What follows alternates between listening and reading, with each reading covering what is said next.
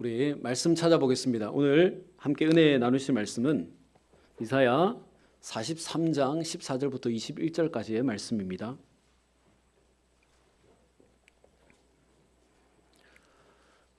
이사야 43장 14절부터 21절까지의 말씀, 우리 한 절씩 교독해 보죠. 제가 먼저 14절 말씀 봅니다. 너희의 구속자여 이스라엘의 거룩한 이 여호와가 말하노라. 너희를 위하여 내가 바벨론에 사람을 보내어 모든 갈대아 사람에게 자기들이 연락하던 배를 타고 도망하여 내려가게 하리라.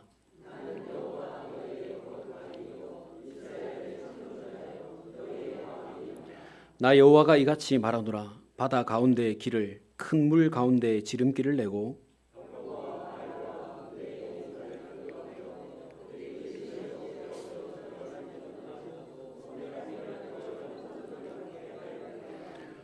너희는 이전 일을 기억하지 말며 옛날 일을 생각하지 말라.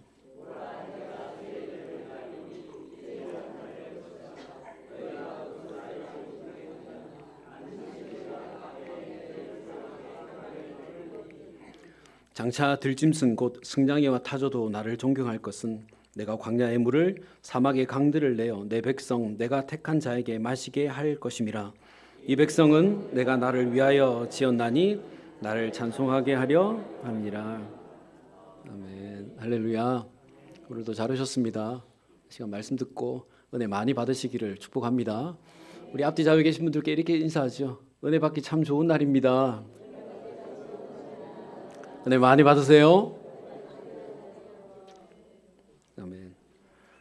2025년 마지막 우리 주일 예배를 드리고 또 수요일에 송구영신 예배를 드리고 또 이렇게 신년감사 예배를 함께 드리게 됐습니다. 자주 뵈니 참 좋습니다.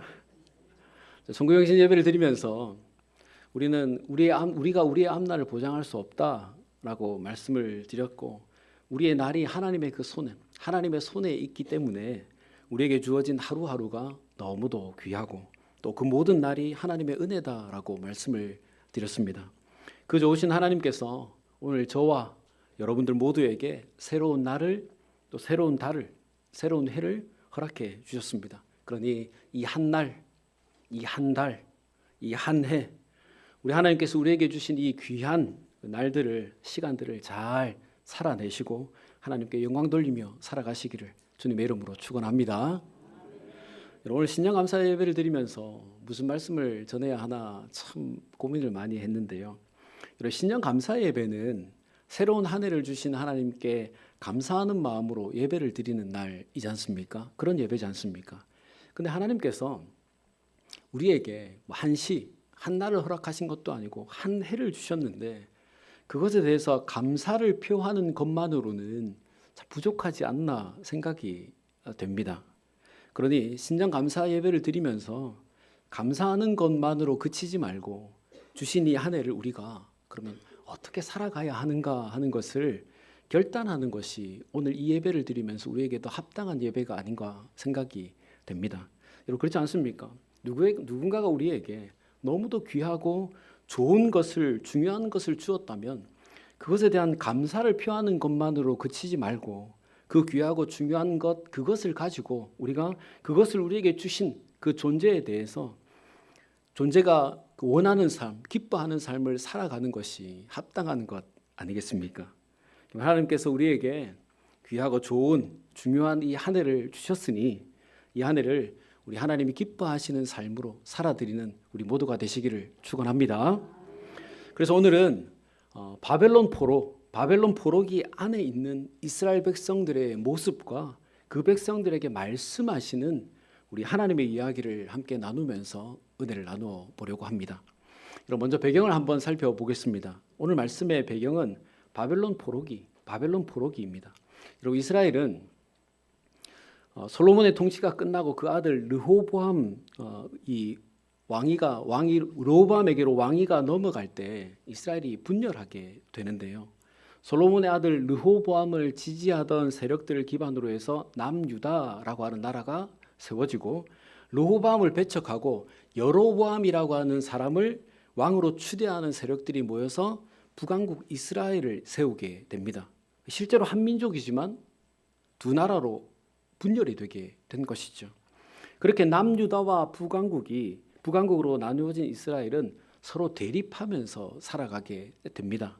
그러다가 주전 700년경에 북왕국 이스라엘이 아수르에 의해서 망하게 되고 주전 586년경에 남유다가 바벨론에 의해서 망하게 됩니다. 남유다에 예루살렘이 있고 예루살렘에 예루살렘 성전이 있었는데 바벨론 군사들이 들어와서 이 성전을 더럽히고 성전을 불사르고 예루살렘을 완전히 파괴시켜 버렸습니다. 그리고 왕을 죽이고 왕족과 귀족들을 포로로 끌고 갔고 나라에 있던 젊은 사람들을 죽이거나 노예로 여기저기 흩어 보냈습니다.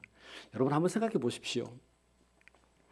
이스라엘 백성들에게 예루살렘 성전은 그들의 삶의 근간이고 이스라엘 되게 하는 가장 중요한 장소이고 그 의미를 가지고 있습니다. 그런데 성전이 더럽혀지고 성전이 불타버렸습니다.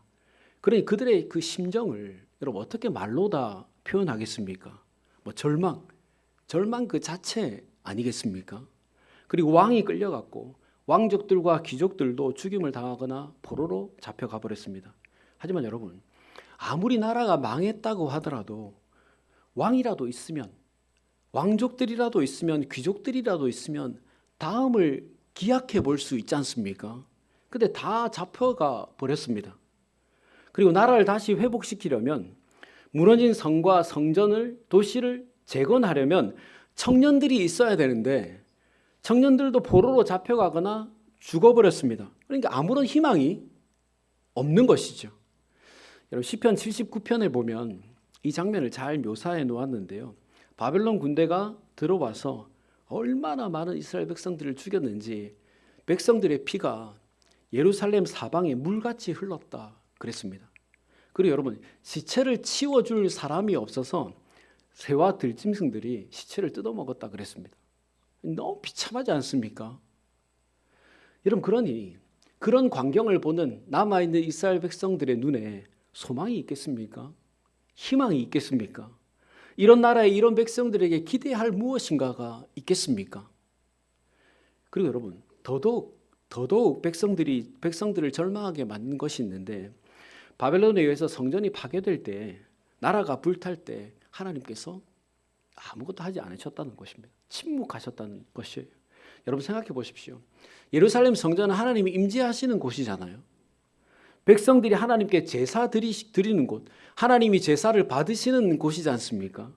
근데 그곳이 파괴되고 불탔는데 하나님께서 아무것도 하지 않으십니다. 여러분, 내 집이 불타는데 가만히 있을 사람이 있습니까? 내 집에 도둑이 들어서 보물을 막 훔쳐가는데 가만히 보고 있을 사람이 있습니까? 근데 하나님께서 아무것도 하지 않으시는 것이에요. 그래서 당시의 백성들이 무슨 생각을 했느냐 하면 하나님이 우리를 버리셨는가 보다. 이스라엘을 향한 하나님의 약속이 이제 끝이 나버렸는가 보다. 우리 민족이 이렇게 사라지게 되는가 보다. 이렇게 생각했습니다. 여러분 이것이 오늘 말씀의 배경입니다. 여러분 이스라엘을 이렇게 두면 어떻게 되겠습니까? 정말 아무런 소망 없이 절망하다가 그렇게 살다가 포로로 잡혀가거나 죽거나 끝나버릴 것 아니겠습니까? 정말 세계 역사 속에서 이스라엘이 이렇게 사라져버릴 것 아니겠습니까? 근데 그때 하나님께서 이사야 선지자에게 오늘 말씀을 전해 주십니다. 이 말씀을 이사야 선지자에게 하시면서 이 말씀을 이스라엘 백성들에게 전하라라고 하시죠. 여러분 뭐라고 말씀하시죠?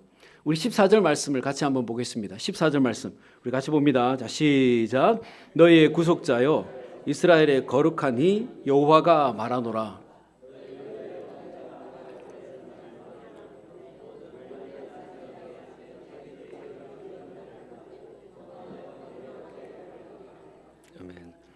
여러분 여기서 말하는 갈대아 사람은 남유다를 망하게 만든 바벨론을 말합니다. 그런데 하나님께서 바벨론에 사람을 보내서 갈대아 사람들을 바벨론 사람들을 도망하게 만드시겠다라는 것입니다. 여러분 당시에 바벨론은 최강대국이었습니다. 그런데 바벨론이 왜 도망을 가겠습니까? 바벨론이 뭐가 무서워서 도망을 가겠습니까? 여러분 당시에 근동 지역에 있는 어떤 나라도 어떤 사람도 바벨론이 망할 것이라고 생각한 사람은 아무도 없었습니다. 바벨론은 너무도 강한 나라였고 군사도 엄청 많고 수많은 점령지를 가지고 있었습니다. 두꺼운 성벽과 강이 그 성을 지키고 있었습니다. 그래서 바벨론을 위협할 나라도 없었고 백성들조차도 바벨론이 무너질 것이라고 아무도 생각하지 않았습니다. 여러분 다니엘 5장에 보면 이 장면이 잘 기록되어 있는데요. 바벨론이 무너질 그날 밤에도 바벨론의 왕은 성 안에서 술을 마시고 하나님을 모욕하는 잔치를 벌이고 있었다 그랬습니다. 근데 그때 하나님께서 페르시아 바사 제국을 일으키셔서 바벨론을 정복하게 만드시죠. 여러분 그것도 며칠 걸리지 않았어요. 그날 밤에요. 하룻밤에 바벨론 안으로 들어가는 그 수로를 통해서 바사 제국 군사들이 들어와서 성을 점령했고 하룻밤 사이에 바벨론이 무너지고 바사 제국이 세워지게 됐습니다. 그 큰 나라가 하룻밤 사이에 무너져 버린 것이에요. 여러분 바벨론은 그때가 가장 전성기였습니다. 그리고 이스라엘은 가장 절망적일 때였습니다. 지금 하나님께서 이런 일을 하시겠다라고 이사야를 통해서 백성들에게 알려주고 계신 것이에요. 자, 여러분 그러면 하나님께서 그렇게 계획하셨으면 그렇게 하시면 될 것 아니겠습니까? 지금 백성들이 나라를 잃고 성전도 잃어버리고 큰 절망 가운데 빠져 있고 아무런 소망이 없다 생각하고 있으니까 하나님께서 바사 제국을 일으키셔서 바벨론을 무너뜨리시고 이스라엘 백성들을 해방시키시고 다시 세워주시면 될 것 아니겠습니까? 근데 하나님께서 그 뒤에 뭐라고 하십니까? 15절 말씀에 나는 여호와 너희의 거룩한 이요 이스라엘의 창조자여 너희의 왕이니라 했습니다. 여러분 지금 백성들은 나라가 망하고 포로로 잡혀가서 절망 중에 있는데 그런 사람들에게 하나님이 왜 나는 누구인가? 내가 누구인가? 하나님은 어떤 존재인가? 이것을 왜 말씀해 주시는 것이죠? 여러분 하나님이 이스라엘의 그 회복의 근거, 해방시킬 근거를 이스라엘에게서 찾지 않으시지요. 이스라엘이 회복될 수 있는 이유와 근거가 이스라엘에 있지 않고 하나님께 있기 때문에 그렇습니다. 여러분 이스라엘 백성들은 나라가 망하고 성전이 불타고 더럽혀져서 원통하고 가슴이 아프겠지요. 왕이 죽고 포로로 끌려가서 너무도 분하겠지요. 그런데 그렇다고 해서 이스라엘 백성들이 바벨론을 어떻게 할 수 있습니까? 이스라엘 백성들이 지금 이 상황을 바꿀 수 있습니까? 다시 성전을 그들의 힘으로 재건할 수 있습니까? 나라를 다시 살릴 수 있습니까? 못하지요. 그럼 누가 할 수 있습니까? 하나님이 하시죠. 강대국 바벨론을 망하게 하실 수 있는 분은 하나님이시고 이 포로에서 해방시켜 줄 수 있는 존재도 하나님이시고 무너진 성전을 재건하실 분도 하나님이시죠. 망한 이스라엘을 다시 회복시킬 수 있는 존재는 바벨론 앞에 하나님밖에는 없는 것입니다. 너희들 나라가 망해서 원통하고 슬프냐? 성전이 파괴되어서 괴롭고 백성들이 죽어서 힘드냐? 포로 생활이 영원할 것 같아서 끊어지지 않을 것 같아서 절망 중에 있느냐? 나는 만 백성 중에 너희를 내 백성으로 택하여 세운 여호와 하나님이다. 나는 너희를 창조한 창조주, 너희들의 왕이다. 나 여호와가 너희를 바벨론으로부터 구원할 것이다. 너희를 창조한 내가 너희를 다시 회복시킬 것이다. 너희의 왕인 내가 다시 이스라엘 나라를 세워줄 것이다. 이렇게 말씀하고 계신 것이 여러분 하나님의 계획은 우리 인간들의 상황이나 여건에 그 이유와 근거를 두지 않으시지요. 하나님께서 택하셨으니까 그 백성들의 상황이 어떠하든지 간에 나라가 망했어도 하나님은 구원하시죠. 하나님께서 백성 삼으셨으니까 성전이 무너졌다 하더라도 하나님은 재건하시죠. 그럼 여러분 혹 살면서 이스라엘 백성들처럼 나에게 너무나 중요한 것이 무너졌다 생각될 때, 나에게 가장 귀한 것이 파괴되었다 생각될 때, 다 빼앗겼다 생각될 때, 그래서 아무런 소망도 희망도 없는 인생이 되었다 생각할 때 오늘 그 백성들을 위해서 여호와가 되시는 바벨론을 도망하게 하신 그 하나님께서 동일하게 나의 삶에 역사하신다라는 것을 여러분 기억하십시오. 우리가 그 하나님을 기억할 때 우리 하나님께서 우리의 삶에 있는 그 수많은 바벨론들을 다 도망하게 만들어 주실 것입니다. 자, 그리고 16절부터 18절 말씀에 보면 하나님은 하나님이 누구신가 하는 것을 백성들에게 알려주신 다음에 한 가지 권면을 하십니다. 명령 같은 권면을 하시는데요. 여러분, 우리 16절 17절 말씀을 같이 한번 보겠습니다. 16절 17절 말씀 우리 같이 봅니다. 자, 시작. 나 여호와가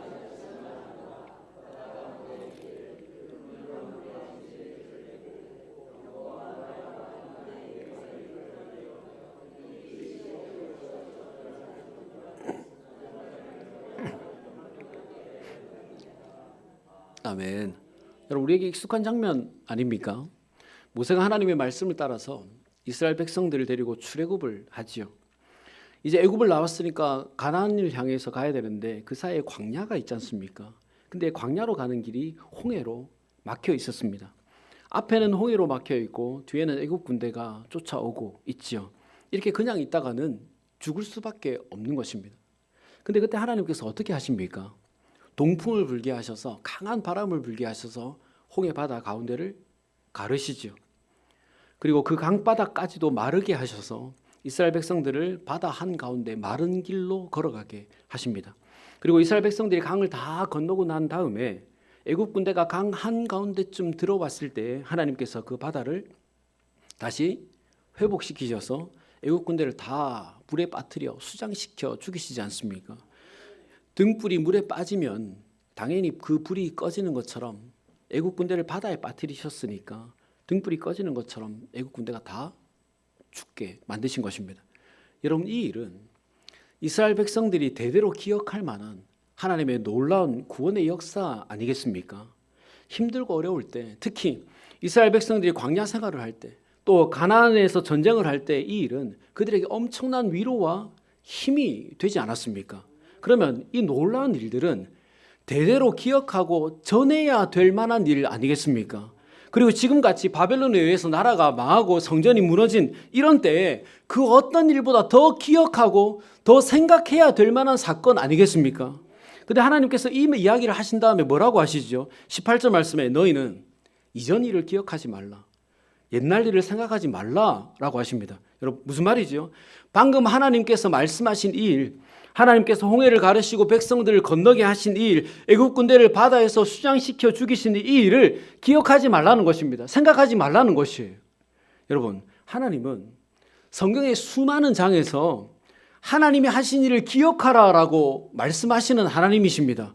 근데 오늘은 왜 기억하지 말라, 생각하지 말라라고 말씀하시는 것일까요? 여러분, 여기에 사용된 기억하다라고 하는 말은 의지한다, 기준 삼다, 붙든다라고 하는 뜻을 가졌습니다. 그러니까 과거의 일을 의지하지 말라는 것입니다. 홍해를 가르시고 구원하신 일을 기준으로 삼지 말라는 말입니다. 애국 군대를 순양시킨 일을 붙들고 살아가지 말라는 말입니다. 그러니까 과거에 하나님이 행하신 모든 놀라운 일들을 잊어버리라는 말이 아니라 과거에 하나님이 하신 일을 기준으로 삼아서 지금의 하나님의 한계를 너희들이 마음대로 정하지 말라는 말이에요. 오래전에 하나님께서 홍해를 가르셔서 우리를 구원해 주셨으니까 지금도 홍해를 가르셔서 우리를 구원해 주시겠지. 오래전에 하나님께서 애국 군대를 물에 빠뜨리셔서 우리를 구원하셨으니까 이번에도 바벨론을 물에 빠뜨리셔서 우리를 구원해 주시겠지. 하나님의 역사하심을 우리의 경험과 기준 안으로 제한시키지 말라는 말입니다. 그리고 생각하다라는 말은 여러분 단회적인 표현 아니에요. 한 번 생각하고 마는 것이 아닙니다. 반복적으로 되뇌이고 반복적으로 마음에 담아두는 것, 그것을 말해요. 아니, 모세 때에는 홍해를 가르시고 우리를 구원하셨는데 지금은 왜 그렇게 안 하시나? 그때는 애국 군대를 바다를 열어서 죽이셨는데 지금은 왜 바벨론 군대를 그렇게 하지 않으시나? 여러분, 하나님의 능력은 무한하시고 제한이 없으신데 하나님께서 이번에 홍해를 가르셔서 우리를 구원하실지, 태양을 멈추셔서 우리를 구원하실지, 천사를 보내서 우리를 구원하실지 우리가 어떻게 특정할 수 있습니까? 그리고 그렇게 하지 않으신다고 해서 계속 그 경험과 기억에 하나님을 제한시키고 이전에 하신 일을 생각하면서 지금 그렇게 행하지 않으시는 하나님을 원망하고 불평해서는 안 되는 것이죠. 여러분, 이스라엘 백성들을 출애굽시키신 일, 홍해를 가르신 일, 광야에 물을 내신 일, 만나를 내려주신 일, 이 모든 일은 우리 인간들에게는 말할 수 없이 놀라운 기적 같은 일이지만 여러분 하나님께는 아무것도 아닌 일 아닙니까? 그 일들이. 우리 하나님은 전능하신 분이지 않습니까? 위대하신 분이지 않습니까? 능치 못하시는 이 없는 하나님이시지 않습니까? 그러니 우리 하나님께서 그때 하신 그 일로만 우리를 구원할 것이라고 생각하는 것은 하나님을 과거에 묶어두는 아주 어리석은 일인 것이에요. 지금 이스라엘 백성들이 바벨론 군대 앞에 파괴되고 불탄 성과 예루살렘 성전을 보면서 하나님을 오래전에 있었던 그 홍해 사건에 묶어두고 제한하고 있으니까 출애굽 사건을 기준 삼아 지금 그렇게 행하지 않으시는 하나님을 원망하고 불평하고 있으니까 하나님께서 과거의 일을 기준 삼지 마라. 이전 일을 기억하고 옛날 일을 생각하고 내 앞에 원망하고 불평하지 말라라고 지금 말씀하시는 것입니다. 여러분, 하나님은 우리의 생각보다 크시고 위대하시고 우리의 이 영역 안에 포함시킬 수 없는 하나님이신데 우리는 종종 우리의 경험과 기준에 하나님을 집어넣으려고 하죠. 그래서 오늘 이스라엘 백성들처럼 하나님의 일하심과 역사하심을 기다리지 못하고 내 경험과 기준을 가지고 그렇게 행하시지 않으시는 하나님을 원망하고 불평하는 것 아닙니까? 근데 여러분, 하나님께서 우리를 어떻게 인도하실지 우리 어떻게 압니까? 작년에 우리에게 많은 은혜를 주셨는데 올해 더 많은 은혜를 주실지 여러분 우리가 어떻게 압니까? 그리고 생각지도 못한 방식으로 인도하시고 해결하신 일들이 얼마나 많이 있었습니까? 그런 일들이 모두가 다 우리의 경험과 기준에 부합한 일들이었습니까? 일이 되기 전에는 불평하고 원망했지만 그럼에도 해결하시고 되게 하신 일이 여러분들 얼마나 많았습니까? 살면서 얼마나 많이 경험했고 얼마나 많이 경험하면서 살아가고 있습니까? 그래 여러분, 우리의 경험과 기준 안에 하나님을 묶어두고 하나님의 일하심을 제한해서는 안 되는 것입니다. 여러분 시편 81편 말씀에 보면 이런 말씀이 있습니다. 나는 너를 애굽에서 인도하여 낸 여호와 내 하나님이니 내 입을 크게 열라 내가 채우리라. 여러분 좋아하시는 말씀 아니십니까? 여러분 무슨 말이죠? 입을 크게 열라라는 말은 얼마든지 구하라라는 말이지 않습니까? 그러면 하나님께서 입을 크게 열라 얼마든지 구하라라고 하셨으니까 우리가 입을 크게 열면 구하는 대로 얼마든지 주시겠다라고 하는 말씀이잖아요. 여러분 그러면 누가 이런 말을 할 수 있습니까? 응답할 능력도 없으면서 채워줄 힘도 없으면서 이런 말을 할 수는 없는 것 아니겠습니까? 크게 여는 만큼 채워줄 능력이 있으니까 구하는 대로 얼마든지 줄 수 있는 힘이 있으니까 입을 크게 열라 얼마든지 구하라라고 말씀하시는 것 아닙니까? 여러분 누가 이렇게 말했지요? 하나님이요. 하나님은 그 백성들이 입을 크게 열고 구하면 채워주시는 하나님이십니다. 얼마든지 채워주실 수 있고 열어 부어주실 수 있는 능력이 있는 하나님이시지요. 여러분 그러면 어떻게 해야 합니까? 입을 크게 열어야죠. 우리가 할 수 있는 만큼 크게 열어야죠. 구할 수 있는 것 얼마든지 구해야죠. 아무것도 제한하지 말고 하나님께서 이만큼 채워줄 수 있을까? 이것도 부어줄 수 있을까? 제한하지 말고 얽매이지 말고 우리가 기준을 정하지 말고 구해야죠. 크게 열어야죠. 근데 이전에 내가 경험한 그 경험에 묶여서 나의 기준에 묶여 있으면 우리는 크신 하나님께서 채우시는 그 풍성하신 채우심을 경험하지 못하게 되는 것 아니겠습니까? 하나님께서 부어주시는 제한 없는 은혜를 우리는 경험하지 못하게 되는 것입니다. 자, 그리고 여러분 열왕기하 4장에 보면 엘리사와 한 과부의 이야기가 거기에 기록되어 있는데요. 엘리사의 제자였던 그 선지자 남편이 죽었습니다. 그래서 이제 집에 있는 거 다 팔고 두 아들이 종으로 팔려가게 생겼습니다. 그때 엘리사가 과부에게 물어보지요. 집에 뭐가 있느냐? 네, 우리 집에는 기름 한 병밖에는 없습니다. 그러면 동네에 다니면서 그릇을 다 빌려라. 그리고 방 안에 들어가서 문을 닫고 한 병 있는 그 기름으로 그 빌려온 그릇에 다 기름을 부어라 그랬습니다. 여러분 이 이야기가 어떻게 되죠? 빌려온 모든 그릇에 기름을 다 붓고 나니까 그제서야 그 병에서 기름이 그쳤다 그랬습니다. 여러분 만약에 이 과부가 그러면 그릇을 10개만 빌려왔으면 어떻게 되지요? 10병의 기름만 얻겠죠. 그럼 그릇을 100개쯤 빌려왔으면 어떻습니까? 100병의 기름을 얻었을 것 아니겠습니까? 그러면 그릇을 1000개, 아예 다라이를 가지고 왔더라면 준비한 만큼 기름을 얻었을 것 아니겠습니까? 그러나 여러분, 하나님의 역사는 우리의 경험과 기준으로 제한하는 것이 아니라는 것입니다. 우리가 크게 열면 연만큼 채워주시고 기름병을 빌려온 만큼 채워주시는 것이에요. 그러나 여러분, 작년에 내가 10개를 구했다고 올해도 10개를 구하지 마십시오. 작년에 내가 기름병 10개를 준비했다고 올해도 10개를 준비하지 마십시오. 하나님은 우리가 하나님을 제한하지 않고 여는 만큼 채워주시고 준비한 만큼 부어주시는 제한이 없으신 하나님이십니다. 할렐루야. 그래 여러분, 2026년 우리가 여는 만큼 채워주시고 준비한 만큼 부으시는 그 하나님의 역사를 모두 다 풍성히 경험하게 되시기를 주님의 이름으로 축원합니다. 여러분, 그러면 이렇게 말씀하시는 이유가 무엇입니까? 이전 일에, 옛날 일에 묶여있지 마라, 그 경험과 기준으로 나를 제한하지 말라라고 말씀하시는 이유가 무엇입니까? 여러분, 우리 같이 19절 말씀을 보겠습니다. 19절 말씀 우리 같이 봅니다. 자, 시작. 보라, 내가 새 일을 행하리니 이제 나타낼 것이라.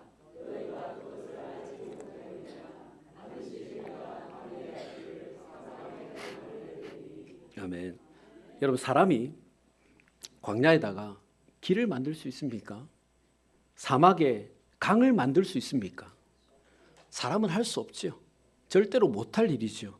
여러분, 지금 이스라엘 백성들의 생각 속에는 우리가 절대로 이 바벨론 포로에서 해방되지 못한다. 우리나라가 파괴되고 무너졌으니 우리나라는 이대로 끝나버릴 것이다. 이런 생각이 지배적입니다. 그런데 하나님은 광야에 길을 내는 것처럼 불가능하다고 생각하는 일, 사막에 강을 만드는 것처럼 절대로 안 된다고 생각하는 그 일들을 하시겠다라고 하시는 것입니다. 하나님께서 광야에 길을 내시는 것처럼 사막에 강을 만드는 것처럼 불가능하다고 생각하는 그 일, 강대국 바벨론을 망하게 하셔서 그 소나기에서 이스라엘 백성들을 해방시키시고 무너지고 불타버린 이스라엘 성과 예루살렘 성전을 다시 재건하는 일을 하나님께서 보여주시겠다라고 지금 말씀하시는 것이에요. 그래서 20절 말씀에 기록된 대로 들짐승들조차도 나를 존경하게 될 것이고 내가 내 백성들을 반드시 해방시키고 회복시켜서 은혜의 강수를 마시게 할 것이다 라고 말씀하시는 것입니다. 이것이 오늘 하나님께서 말씀하시는 새일, 너희가 내가 행하는 새일을 보게 될 것이다 라고 말씀하시는 것이에요. 여러분, 하나님께서 오늘 이 말씀을 시작하시면서 가장 먼저 뭐라고 말씀하셨습니까? 나는 너희의 구속자다라고 하지 않았습니까? 여러분, 하나님의 백성들을 끝까지 포기하지 않으십니다.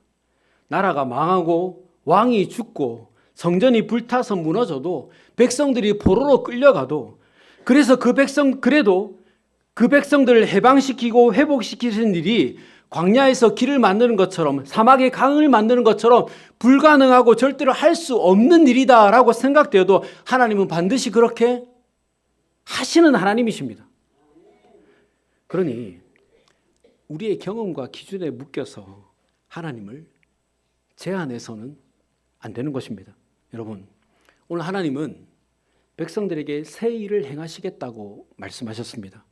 그런데 하나님께서 행하시겠다고 하신 일이 이스라엘 백성들이 여전히 여태까지 한 번도 경험해 보지 못한 일이었고 생각해 보지 못한 일이었고 불가능하다라고 여겼던 일이었습니다. 하지만 하나님은 하룻밤 사이에 바벨론을 망하게 하시고 바사 제국을 세우셔서 이스라엘 백성들을 포로에서 해방시켜 주시고 예루살렘 성전을 다시 재건하게 하셨습니다. 말씀하신 대로 백성들의 눈에 광야에 길을 내어주시고 사막에 강을 내어주신 것입니다. 여러분, 우리는 새해가 되면 새로운 계획도 세우고 또 이루고자 하는 일들을 가지고 하나님께 기도하지요. 하지만 여러분, 이제 우리 이 말씀을 드렸으니까 이전 일에 묶여있지 말고, 이전의 경험과 기존에 묶여있지 말고 입을 크게 열고 구하십시다. 수많은 기름병들을 준비하십시다.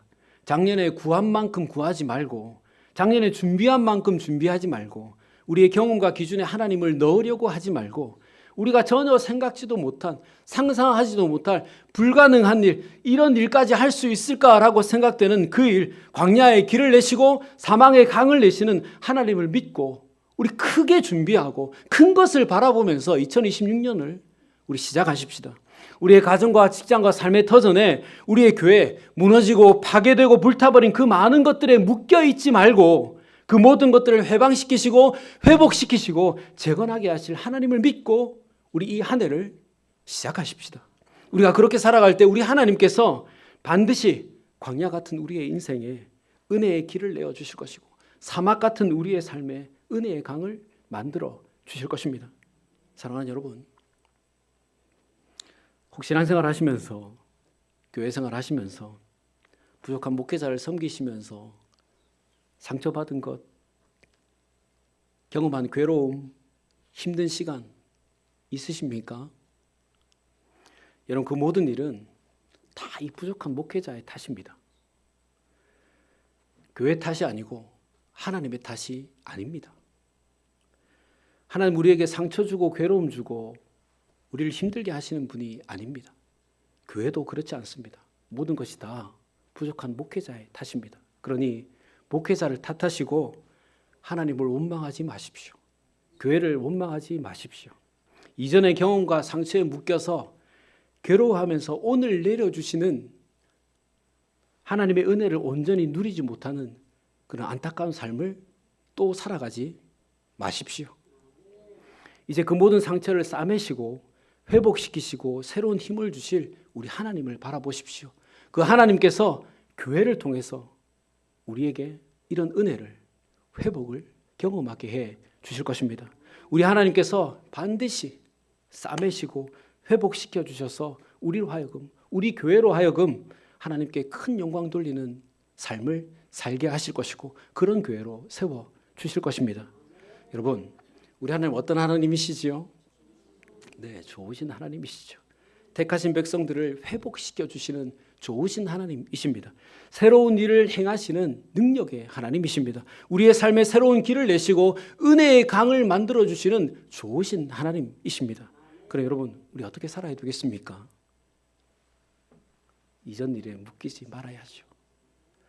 이전의 나의 경험과 기준에 묶여서 하나님을 제한하면서 살아가지 마십시다.